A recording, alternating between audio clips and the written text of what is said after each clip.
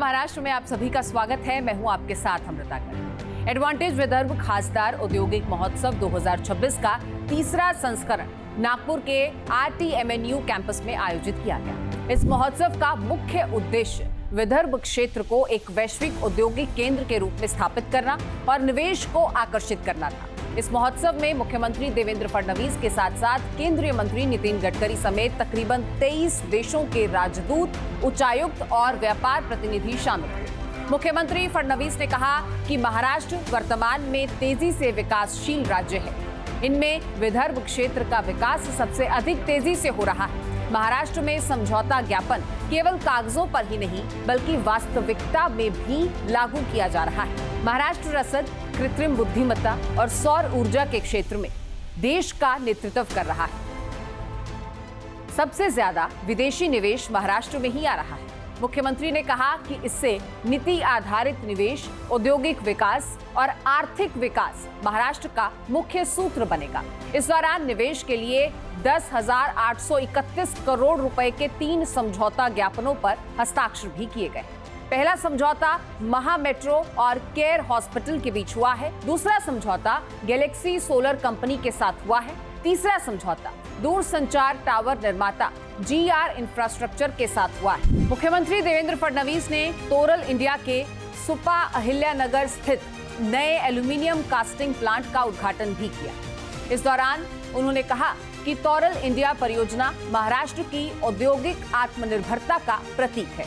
आत्मनिर्भर और स्वतंत्र भारत के निर्माण के लिए मेक इन इंडिया की अवधारणा अत्यंत महत्वपूर्ण है। आज की आवश्यकता है कि आयात की जाने वाली वस्तुओं के लिए देश के भीतर ही व्यवहार्य विकल्प तैयार किए जाएं। जो वस्तुएं पहले से ही विदेशों से आयात की जाती थी, वे अब भारत में और विशेष रूप से महाराष्ट्र में भारत गीते जैसे उद्यमियों के प्रयासों से निर्मित हो रही है और ये हमारे लिए गर्व की बात है।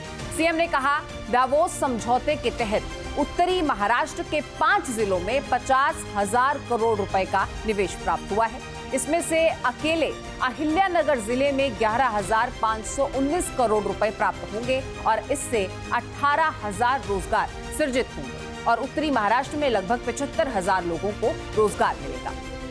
महाराष्ट्र के नासिक को विकास की नई उड़ान मिलने जा रही है। मुख्यमंत्री देवेंद्र फडणवीस ने ओझर हवाई अड्डे पर नए एकीकृत टर्मिनल भवन के निर्माण और विस्तार का शिलान्यास किया है। इस मौके पर सीएम ने यह भी कहा कि हवाई यात्रा अब विलासिता नहीं बल्कि आवश्यकता है और इस विस्तार से नासिक के औद्योगिक और आर्थिक विकास को गति मिलेगी। मुख्यमंत्री ने यह भी बताया कि प्रधानमंत्री नरेंद्र मोदी की उड़ान योजना के तहत नासिक हवाई अड्डे की यात्री क्षमता भी बढ़ाई जा रही है।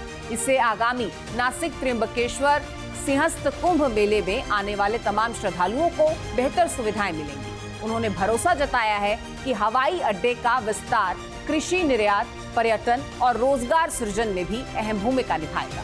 धर्मवीर स्वराज्य रक्षक छत्रपति संभाजी महाराज तटीय मार्ग यानी कोस्टल रोड के उद्घाटन पर उप मुख्यमंत्री एकनाथ शिंदे ने कहा कि भारत की पहली म्यूजिकल रोड नरीमन पॉइंट से वर्ली के बीच ये मुंबईकरों के लिए एक अनूठा अनुभव होने जा रहा है।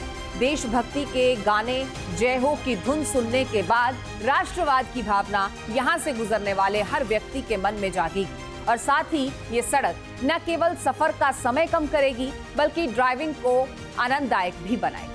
उप मुख्यमंत्री सुनेत्रा अजीत पवार ने महाराष्ट्र की उप मुख्यमंत्री के रूप में पदभार संभाल लिया है और इस मौके पर उन्होंने दिवंगत deputy chief minister Ajit Pawar के चित्र पर पुष्पांजलि अर्पित कर भावभीनी श्रद्धांजलि भी अर्पित की। उप मुख्यमंत्री ने राज्य उत्पाद शुल्क, खेल एवं युवा कल्याण, अल्पसंख्यक विकास एवं औकाफ विभागों का कार्यभार संभाला है। इस दौरान उनके साथ उनके बेटे पार्थ पवार और कई वरिष्ठ नेता मौजूद रहे।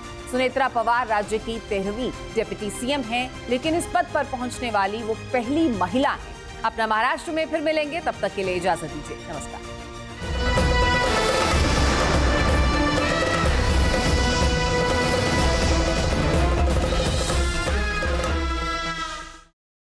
आपके मोबाइल पर तुरंत आएगी ब्रेकिंग न्यूज।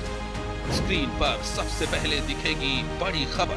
देश दुनिया की हर खबर एक जगह। अब आपके मोबाइल पर तुरंत फटाफट इंस्टॉल कीजिए न्यूज नेशन ऐप और रखिए खुद को अपडेट।